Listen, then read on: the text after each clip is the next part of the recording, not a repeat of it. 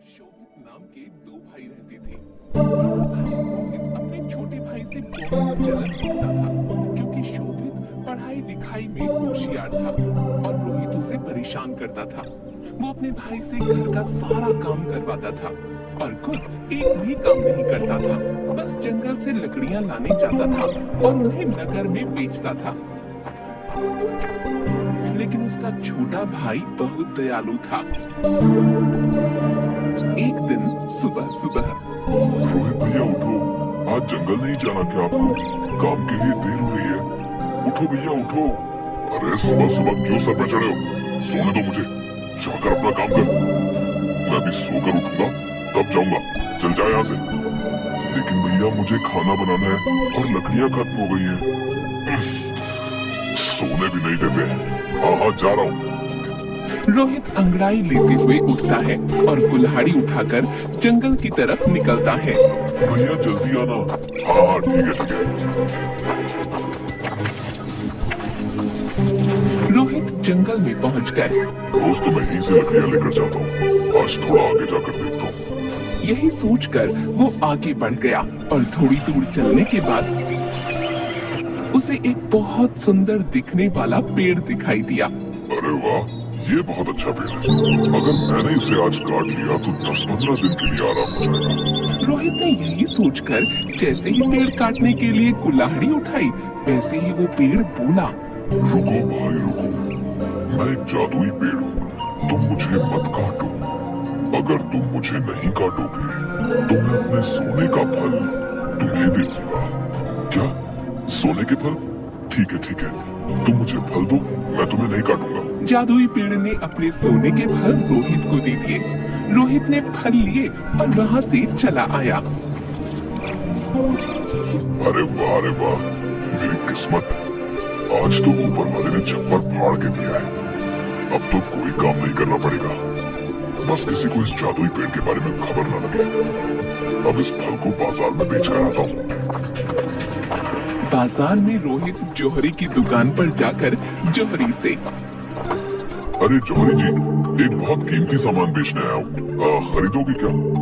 तुम्हें अंदर किसने आने दिया है? तुम्हारे पास कुछ है भी बेचने के लिए जो बेचोगे?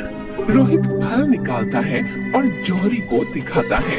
ये देखो जौहरी जी, है ना कीमती सामान? अरे ये तो सोने का फल है। हाँ अब बताओ कितना पैसा दोगे?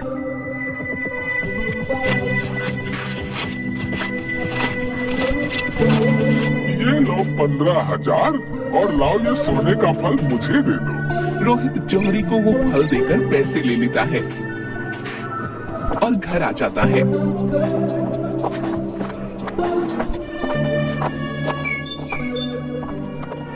लेकिन अपने भाई को कुछ नहीं बताता। रोहित हर दिन एक फल जौहरी को बेचता। एक दिन शोभित अपने भाई से,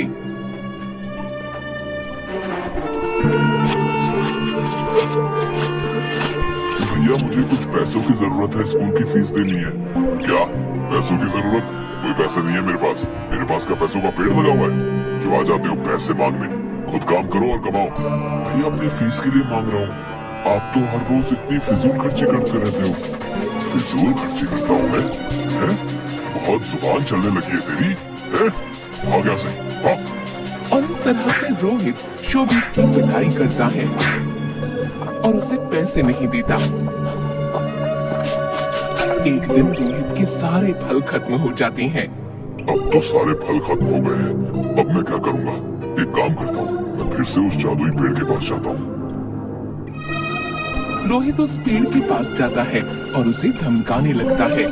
सुनो जादुई पेड़, अगर तुमने मुझे अपने सारे फल नहीं दिए तो मैं तुम्हारी सारी शाखाएं काट दूंगा।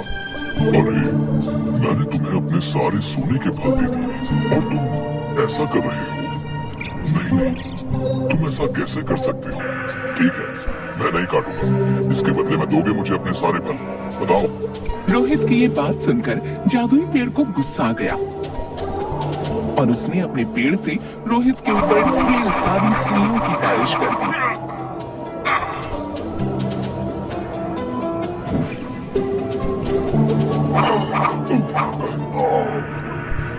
जिससे वो बहुत बुरी तरह घायल हो गया। अरे अरे ये क्या कर रहे हो? बचाओ बचाओ कोई मुझे, बहुत दर्द हो रहा है। इधर शाम होने पर शोभित को अपने भाई की चिंता होने लगी। शाम होने को है लेकिन अभी तक भैया नहीं आए। जाके देखते हैं कहाँ गए हैं। इतनी देर तो कभी नहीं हुई भैया को।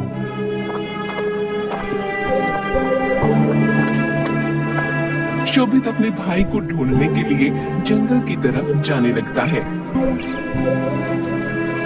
लेकिन उसे उसका भाई कहीं नहीं मिलता, जिसे देख वो बहुत परेशान हो जाता है और जंगल की तरफ आगे बढ़ने लगता है।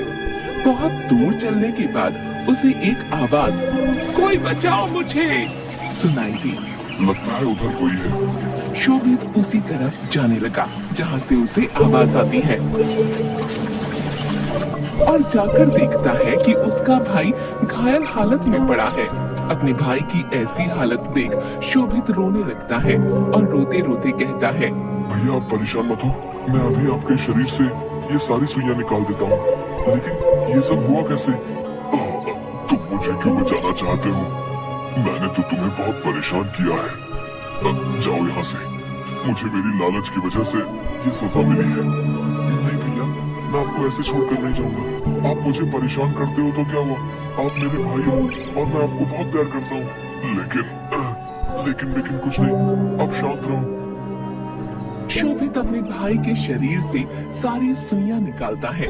सारी सुइयों के निकल जाने के बाद रोहित ने शोभित से अपने बुरे व्यवहार के लिए माफी मांगी और बेहतर इंसान बनने का वादा भी किया। लेकिन भैया ये सब हुआ कैसे? रोहित ने शोभित को सारी बात बताई। मैं लालच में आकर इस पेड़ को काटने जा रहा था, जिसकी वजह से जादुई पेड़ ने मुझे ये सजा दी। जादुई पेड़, मुझे माफ कर दो। मुझे बहुत अच्छा लगा तुम्हारे अंदर ये बदलाव देखकर। अब तुम मेरे सारे फल ले। जादुई पेड़ ने अपने सारे फल उन लोगों को दे दिए और अपनी शक्तियों से रोहित के सारे घाव भी ठीक कर दिए। दोनों बहुत खुश हुए और घर